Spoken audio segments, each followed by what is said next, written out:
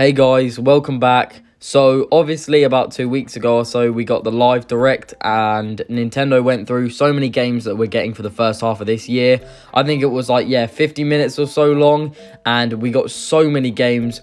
But today I want to go through what we could get for the second half of this year, because obviously that was not covered. And I want to talk about the best games and the best things that Nintendo could do to make 2021 the best year for Nintendo. So let's just get right into it. Just quickly, I want to go through this video in terms of I'll go through each month and talk about the games I think should come for each month. Obviously, I'm going to be slightly realistic. There'll be some things that would be a lot of stress for Nintendo to do. But this is obviously not going to be completely unrealistic, because otherwise I'd just say a Mario title every single month or whatever. So I'm going to be fairly realistic. So starting off with June, I don't think we really need too much for June. I'll give Nintendo a bit of a break. They're already bringing out Mario Golf for June, which doesn't look that exciting, but it's still a title that it looks like they've put a lot of effort into. I'm just hoping by June we would have completed the Smash Bros roster, so there's obviously every single character that's going to come out is out by then. So getting straight into July, I don't think there really is any other mainline titles other than Skyward Sword coming out, but that's only a port. So I think for July, we could get a brand new Mario Kart game. So I know obviously this is kind of unrealistic because the Mario Kart 8 Deluxe game is selling still amazingly on Switch. It's one of the best selling games. So I doubt they'll release a new Mario Kart, like Mario Kart 9 or whatever it will be called for now, because it's still selling amazingly. But anyway, I do think it is needed. We haven't had a new Mario Kart game in such a long time, and I think the Switch needs its own Mario Kart game. Then getting straight into August, right at the beginning of August, as everybody is now on the summer break, or whatever you call it, wherever you live in the world, I think there should be the Nintendo Switch Pro. So I think the Switch Pro is already really likely. I know obviously last year everybody was wanting a Switch Pro, and then the Switch Lite came out, which I know a lot of people were disappointed about because it's basically just the Switch, but they remove every feature that gives it the name the Switch. But anyway, people were expecting a Switch Pro then, but I still think a Switch Pro is really likely. A lot of people are giving rumors about it, and I think that would be great for an August release, as everybody's now in the summer holidays and they need something to do. And this could be launched, only a week or 2 weeks after Mario Kart 9 or whatever it is. So this would look amazing on this new console. I also think this should support the Joy-Cons for the normal Switch. Maybe they'd even be able to be attached to it. I don't know, because maybe it'd be a bit bigger. But I still think a Switch Pro would definitely be an amazing thing and could get so many new consumers onto this and getting a Switch Pro, because it's the best time to get one. And I also think that when the Switch Pro comes out, a great launch title for that could be The Legend of Zelda Breath of the Wild 2. I just imagine that being a launch title, as the Legend of Zelda games recently have been looking so good. Breath of the Wild is such a good looking game, and I think, what better decision could Nintendo make than make that be on the Switch Pro as a launch title, just to show the capabilities of this new console. I think it'd be amazing. Kicking off September, I think we need a brand new Mario 3D title. I really didn't think that would be a thing to happen at all, because it really doesn't feel like Odyssey was released that long ago for the Switch, but it actually was about 4 years ago or so, and we usually get a new Mario title every 4 years, so it's definitely a thing that could actually happen, and I think that an Odyssey 2 would work amazingly. The reason I say Odyssey 2 and not Galaxy 3 is because I absolutely love the way that Cappy moves in Odyssey, and I really think this needs to be carried on. I think it just needs this so much. It would be so good.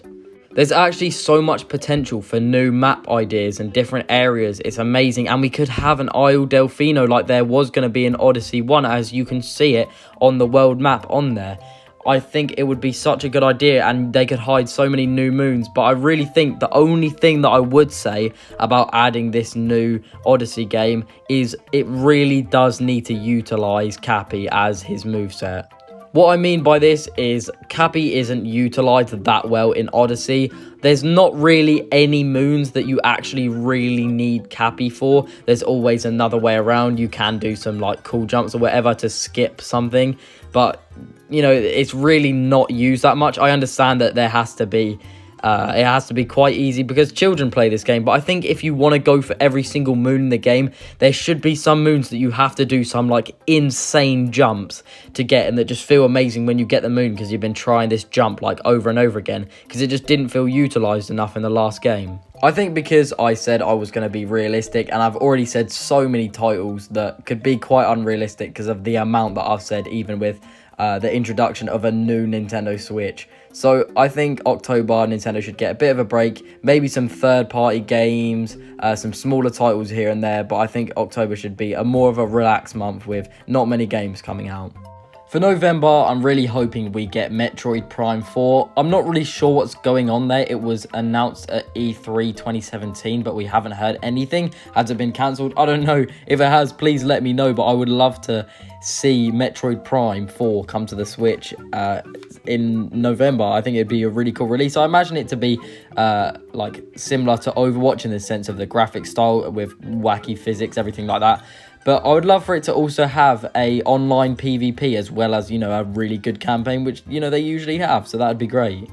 I would love to see also in November some release of some DLC for Breath of the Wild 2. If it did obviously come out earlier in the year, like I said, I think it'd be really cool to add some DLC just to keep it fresh, everything like that. Because obviously the Legend of Zelda games are really fun, but they do get boring after a long time. So I think it'd be great to have DLC added to it. Following up straight after that, I think it'd be really cool if we got DLC for Odyssey 2. Because for the first Mario Odyssey, I thought it'd be really cool if we had DLC, but it never actually happened. So I don't really know why, but I think it would be really cool to have DLC for a Mario game, as it's something that doesn't really happen except from in like Mario Kart.